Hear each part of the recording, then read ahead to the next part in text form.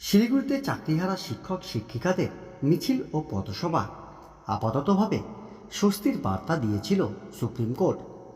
31শে December পর্যন্ত কাজে যোগ দিতে বলেছিলেন চাকরিহারা শিক্ষক শিক্ষিকাদের, কিন্তু সেই সুপ্রিম আশ্বাসের পরও কাজে ফিরতে নারাজ চাকরিহারা শিক্ষক শিক্ষিকা মহল। তাদের দাবি স্থায়ী সমাধান। এবার সেই দাবিতেই শিলিগুড়ির রাজপথে নেমে বিক্ষোভ মিছিল করে পথসভা করলেন তারা। শুক্রবার শিলিগুড়ির গান্ধী মূর্তি চক থেকে মিছিল শুরু করে সফদর হাসমি চকে গিয়ে শেষ হয় মিছিল।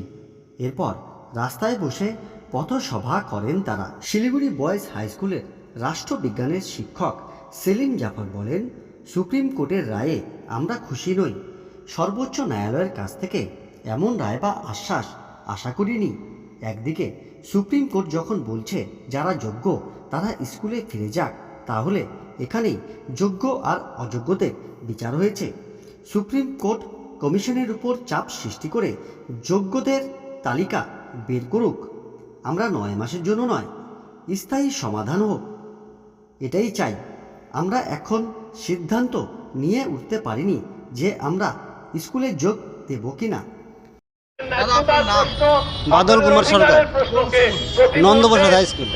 আজকে যে প্রোটেস্ট কি বলবো, দেখেন আমাদের যে অবস্থা, আমরা জানি না আমাদের কি হবে। দেখেন আমাদের তো, আপনি বুঝতেই পারছেন, আমাদের ডিসেম্বর 31 তারিখ স্কুল যেতে বলছি, স্কুল তো আমরা যেতে চাই, জানি না আমাদের কি হবে। যাওয়ার তো ইচ্ছে আছে, স্কুল তো যাওয়ার ইচ্ছা আছে। নিশ্চয়ই আমাদের সুপ্রিম কোর্টে গতকালকে যে রায় হয়েছে সেই রায়ে আমরা খুব আশাহত হয়েছি। আমরা কখনো ভারতবর্ষের সবচেয়ে সর্বোচ্চ ন্যায়ালয়, ওনার কাছে আমরা কখনো এইরকম আশা করিনি। আমরা চেয়েছিলাম আমাদের জন্য স্থায়ী একটা সমাধান, কিন্তু ওনারা 9 মাসের সময় দিয়েছেন। এই 9 মাসের মধ্যে আবার নতুন করে পরীক্ষা দিয়ে আবার আমাদেরকে নিজের পদে আবার বহাল থাকার জন্য ওনারা নির্দেশ দিয়েছেন। এটাতে আমরা আশাহত হয়েছি। তার সাথে সাথে আমাদের সাথে যে সমস্ত শিক্ষিকা এবং শিক্ষাকর্মীরা রয়েছেন, ওনারাও আমাদের অনেক যোগ্য ক্যান্ডিডেট রয়েছেন। আমরা চাই ওনারাও যেন ওনাদের স্বপদে বহাল থাকুক। এই জন্য আমাদের আন্দোলন, আমরা কোনোভাবে থামাচ্ছি না, এই আন্দোলন আমাদের চলবে। আমাদের দাবি হলো আমরা কোনোভাবেই পরীক্ষা দেব না। আমরা যোগ্যতার ভিত্তিতে পাওয়া চাকরি আমাদের যেন 60 বছরের জন্য স্থায়ী হয়। আমার নাম সেলিম জাফর, বঞ্চিত শিক্ষক।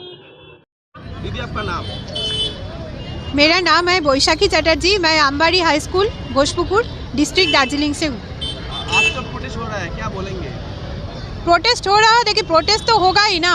हम लोगों का न्याय विचार कहाँ मिला? न्याय विचार तो नहीं मिला ना। कहाँ योग्य अयोग्य, तो जो वितर्क जो डिबेट चल रहा है वही पे जांच करके हम लोग बोलते हैं। तो अभी तक तो अयोग्य का टर्मिनेशन नहीं हुआ।